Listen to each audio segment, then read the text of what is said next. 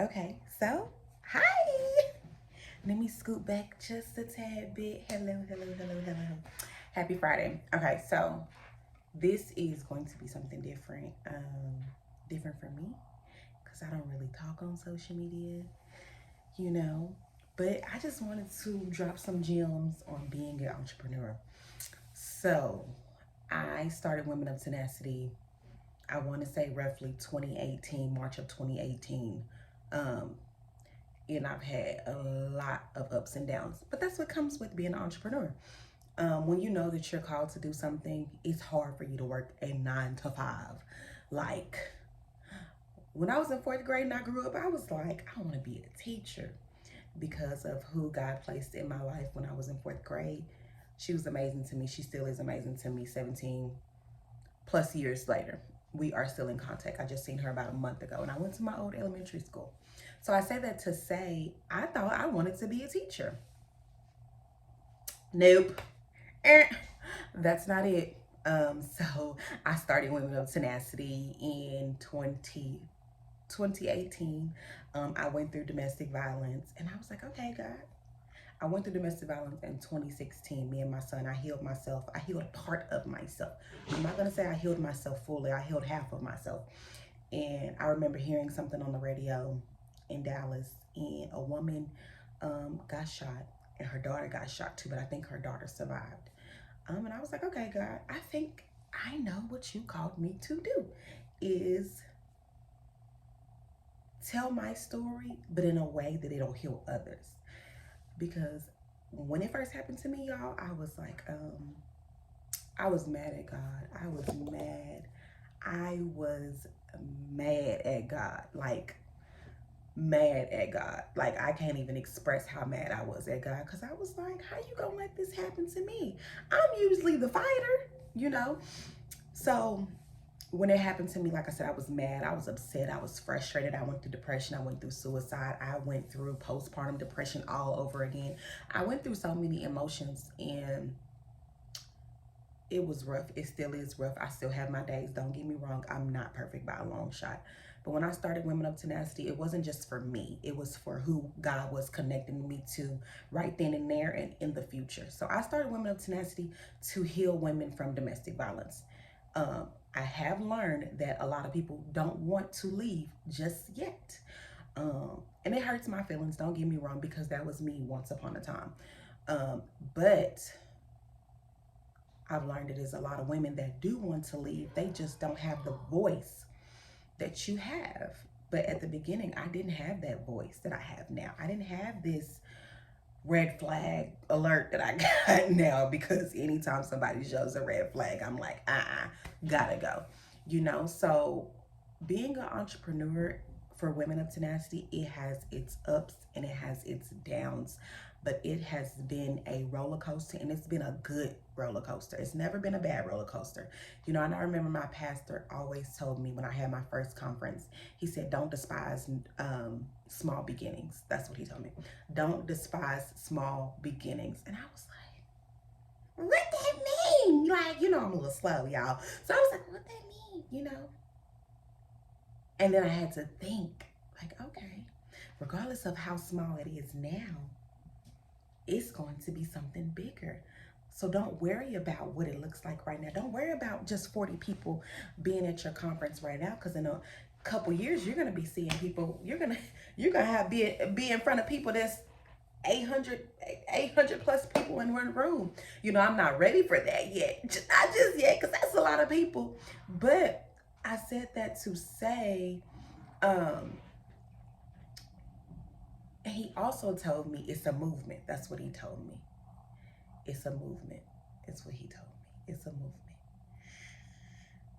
Um, so during this journey of being an entrepreneur, and I wouldn't say I've been a full-time entrepreneur. I was a full-time entrepreneur.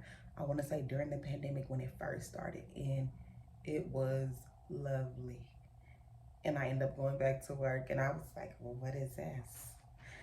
I'm used to not following rules. I'm used to waking up when I want to. I'm used to doing what I want to do. So being an entrepreneur it's not for everybody. Everybody is not built to be a entrepreneur. Everybody doesn't understand it. It comes with sleepless nights.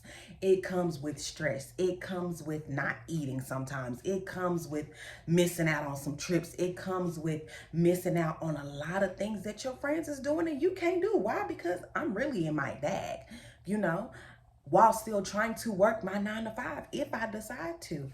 But I feel like with Women of Tenacity, I have shifted so much that, like I said, the roller coaster is a good roller coaster. It's never a bad roller coaster. Um, I have 2 books out now. My first book was A Single Mother's Cry. It's a healing journal for single mothers as myself. And I know I won't be a single mother forever. But right now, of what I am, or what I've been for the past 7.5 years, I wanted to shed some light. Okay, am I the only one that's going through this? Am I the only one that's thinking like this? Am I the only one that feels like God has forgotten about them, you know? So I wrote that. I wrote about me battling every single emotion, you know, and that was a healing journal for single mothers. My second project was Pray, Plan, Prosper, basically motivating women to get closer to God, like staying in their Bible and being an entrepreneur and working a 9 to 5 and being a mother and being a sister and, you know, being so many things and having a ministry. It's about getting connected to God and staying connected to God. Taking God out of the box is basically what Pray, Plan, Prosper was. I'm sorry. And then my third book, which is on its way. We're in the motion of working on that. And I've been delaying that, but we're delayed and we're not denied. Don't ever think that you are denied because everything is not going as fast as you want it to go. And that's okay. We are not on our timing. We are on God's timing. And God's timing is the perfect timing, okay? So I said that to say I feel like sometimes I get writer's block when God doesn't want me to write about certain things. Like domestic violence. God was like, girl, no, that ain't it. That's not it. That's not it. I don't want you to write about that. That's not it. That's not it at all. And I was like, well, I want to tell my side of the story. And God was like, no. So I just left it alone. It's already written. I just left it alone. I'm never gonna touch it. I'm never gonna publish it. Um, yeah, I'm never gonna touch it because it was just not meant for me to tell my side of the story. Um, so I wrote a book about depression, how depression has been a battle for me for a long time. Depression has really made your girl want to just check out so many times. Like, depression was my best friend. And that's literally what the book is called. Depression was my best friend because it was my best friend. It's no longer my best friend. We're no longer cool anymore, depression, okay?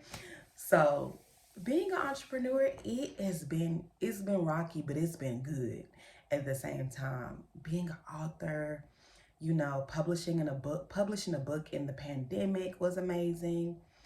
Um, it's God is good regardless of the ups and downs that Women of Tenacity has had. God is still good and God is still faithful. And he's not done with me yet. You know, I got the chance to be on TV last year. Was it last year? Yes, I think it was last year. It may have been the year. I think it was the year. What are we in? 2022? Shanice. It may have been, no, 2020 of October. I was on TV. Yeah. I was on TV for the first time. I've had a lot of radio interviews. But I feel like with domestic violence, me telling my story, I still want to be an advocate for domestic violence, but I no longer want to tell my story for domestic violence. I want to basically heal in peace.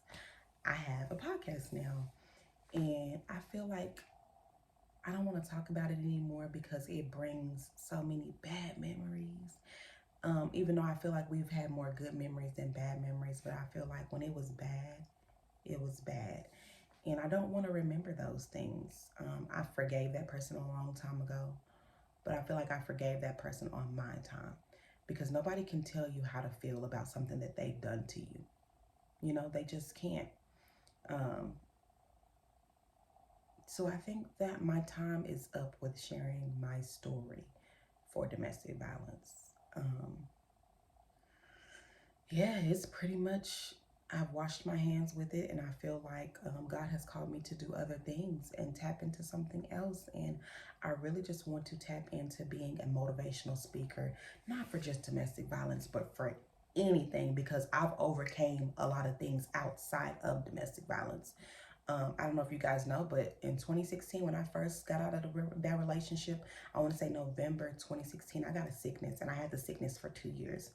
And I'm healed now, but I hid that sickness for 2 years, literally. Getting treatment when it was bothering me, when things were just out of control, I would call my pastor every time because I didn't want to tell my family. I didn't want to tell my mom. I didn't want anyone to worry about me. I already knew that I was going to be okay because of the God that I serve. I didn't know when I was going to be okay, but I knew that I was going to be okay, you know? So, that domestic violence is not the only thing that I have gotten over or that I done healed from. I've healed from toxic relationships, and at one point in time, I was the toxic person. And you got to be woman enough to admit that. But yeah, I done been toxic before. I feel like I've probably been toxic all my life, but I didn't know what to call what I was doing to people. And I probably have been a narcissist as well, but I didn't know what that word really meant back then. I didn't know what that meant. I just thought it was normal and it was cute. And it's not. It's not at all. So I feel like I've always been toxic, but I'm no longer toxic anymore. Um, but hey, that's why we're here, because we're healing in peace. So that's the reason why I started my podcast, the Healing in Peace podcast, because I am on a journey with healing me and healing the things that I don't talk about, healing the things that I want to talk about, but I'm just too scared to talk about because I'm afraid of what people may think or what people may say. But I've learned to not worry about what anybody has to say about Shanice. Either you like me or you don't. I wish you the best. I love you, but I learned to love you from a distance. But I realized that me healing is necessary. It is necessary in order for me to get where God wants to take me to. Healing is necessary. Forgiveness is necessary. Being delivered from certain things are necessary. Um, yeah, it's necessary in this season that God is taking me to.